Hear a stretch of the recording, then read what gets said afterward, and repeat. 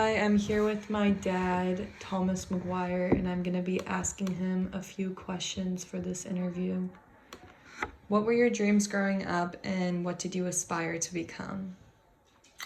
Actually, when I was in kindergarten, my dream was to be an airplane pilot. And I would even draw pictures of me flying an airplane and picture myself flying way up in the air. Then I realized I had a fear of heights, so that kind of crushed that dream. How did you choose your eventual career, and what was your favorite part about it? Well, my eventual career is a career in law enforcement.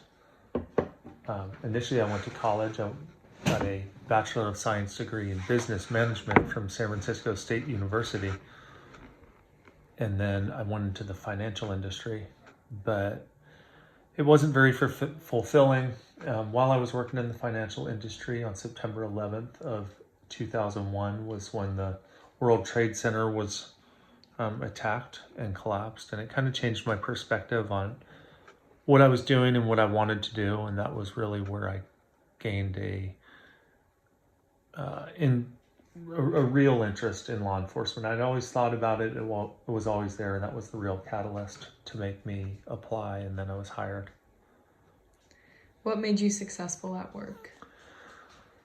I would have to say that my most successful attribute that has allowed me to succeed at work is probably my ability to manage time, just juggling multiple tasks, time management, prioritizing tasks, taking care of the most important things first, high priority items, and then following up. And then most importantly though, like whether something's important or not important, always fulfilling it. So even if it's of low importance, which could even just be calling somebody back or emailing someone back, I always make sure that I fulfill all my tasks. That's probably been one of my better attributes. What did you believe about yourself that helped you become more successful and deal with hard times? Well, I've had plenty of ups and downs in life, and I would have to just say perseverance. And what I mean by that is whether something goes well or doesn't go well, my whole thing has always been to learn. So as long as I learn from my mistakes, I feel like that allows me to grow, whether that's in a relationship, whether that's at work, whether that's raising kids, whatever it is. We're always going to make mistakes, but as long as you learn, then I think that that you could always get ahead. What times in your life truly changed you, and what did you learn about yourself by dealing or not dealing with adversity? Well, my greatest challenge was when I was 9 years old. That was when my father passed away. That was in 1981. I was 9 years old, or 1982. Sorry, I was 9 years old, and that was the greatest challenge. Obviously, I was very young to deal with something that catastrophic in life, but I learned a lot from my mother, who was raising 7 kids at that time. I was the 6th of 7 kids when he had passed away from cancer. And just watching her and how she dealt with things and persevered. She went back to work for the city and county of San Francisco. And she worked a midnight shift, and she put us all through school and was always there for us, always supported us. And I think that was probably, the greatest challenge and the thing that made me grow the most and probably made me really what I am today. What are some values you hold? I would have to say to be a trustworthy person. I think that somebody who doesn't have trust and a value of trust really loses out on everything in life. I don't think you can accomplish anything if you don't build trust, whether that's with a neighbor down the street, whether it's whether you're a coach, a teacher, a police officer, a lawyer, whatever you are, a judge or anything, you have to have trust and you have to value trust. And so that's what I put first and foremost Which three events most shaped your life? Well, I talked about the death of my father. That was one. Number two was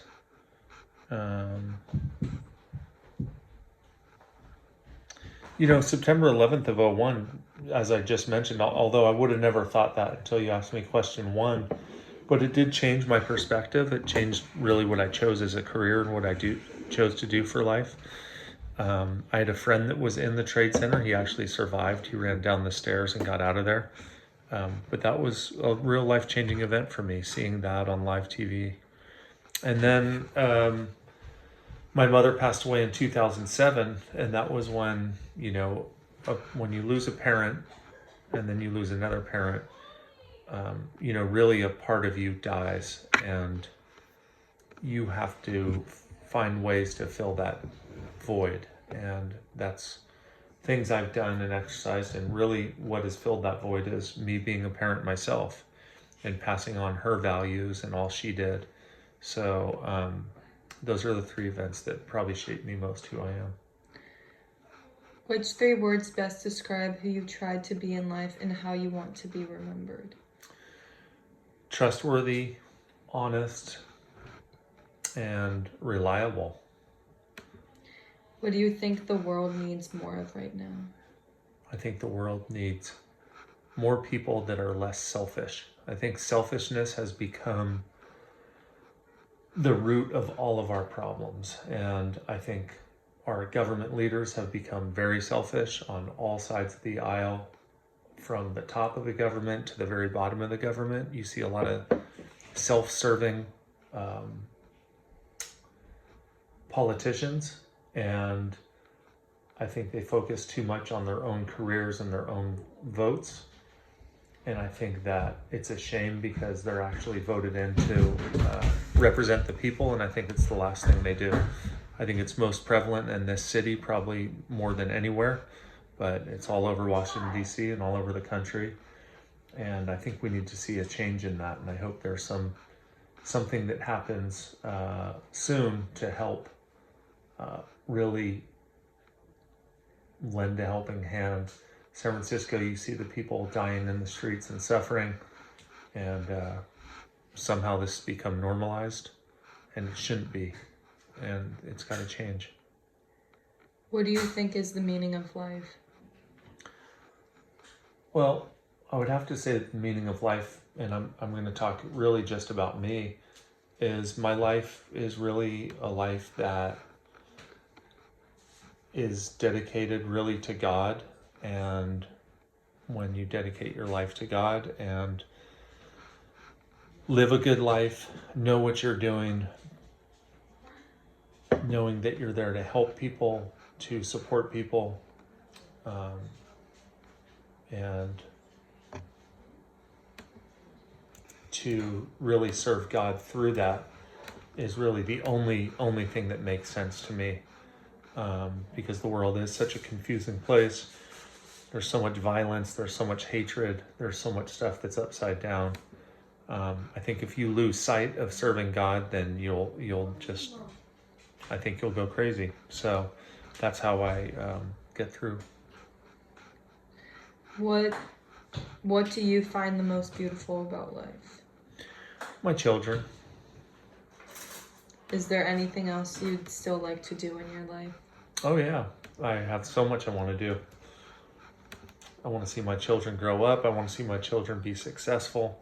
And when I say successful, I mean being good people that get along with one another, that help people, that strive toward finding careers that they love. So finding the right career for each of you.